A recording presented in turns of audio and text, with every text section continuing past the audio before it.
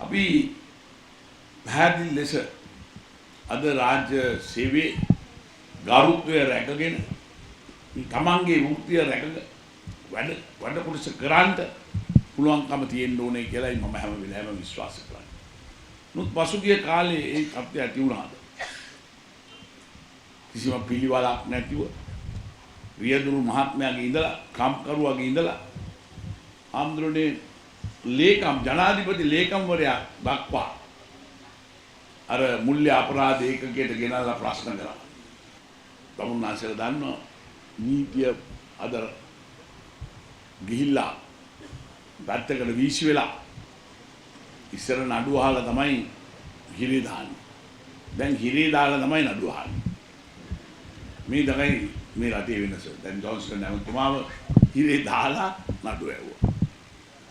අද අපේ හැමෝම ගෙනල්ලා ඇමතිවරු ප්‍රශ්න කරලා කූඩුවට දාන්න බැලුවා. මට මතකයි ඒකනායක සංස්කෘතික ඇමතිතුමා එක වෙලාවක් ප්‍රශ්න කරේ මල්වත්ත පන්සල හදලා දුන්නේ කොහොමද? අස්ගිරිය පන්සල හදලා දුන්නේ කොහොමද?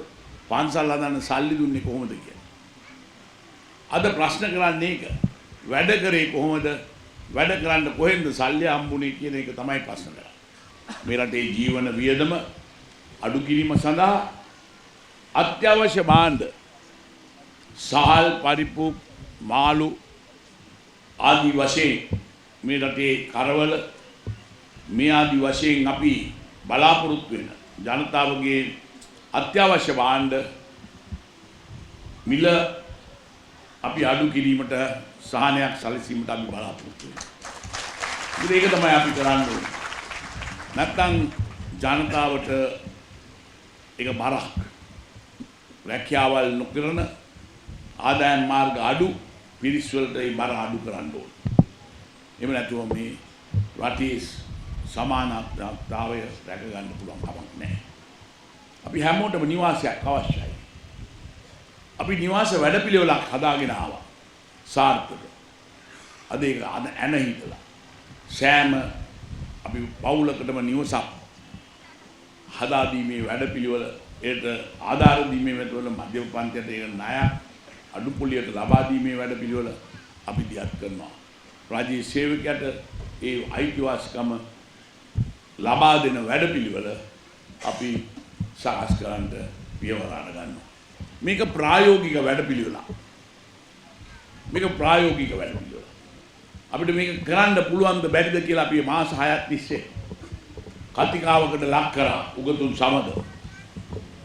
එම ලක් කරලා ඉවර වෙලා තමයි අපි මේ කටයුත්ත කරේ. ඒ වගේම කලාකරුවා පිළිබඳව අපි විශේෂ අවධානය යොමු කළා.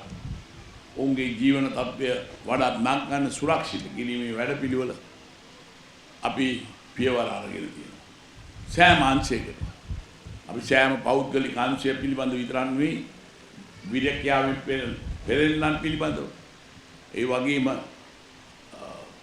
ඔවුන් ස්වයං රැකියා කරන අය පිළිබඳව විශේෂයෙන්ම කාන්තාවන් පිළිබඳව තරුණයන් පිළිබඳව පාසල් දරුවා පිළිබඳව රාජ්‍ය සේවකයා පිළිබඳව පෙර පාසල් ගුරුවරියගේ ඉඳලා අපි ඔවුන් දීර්ඝ ගැන්වීමට පියවර ගන්න කොයි ආකාරයෙන්ද කරන්න කියලා අපි කියනවා.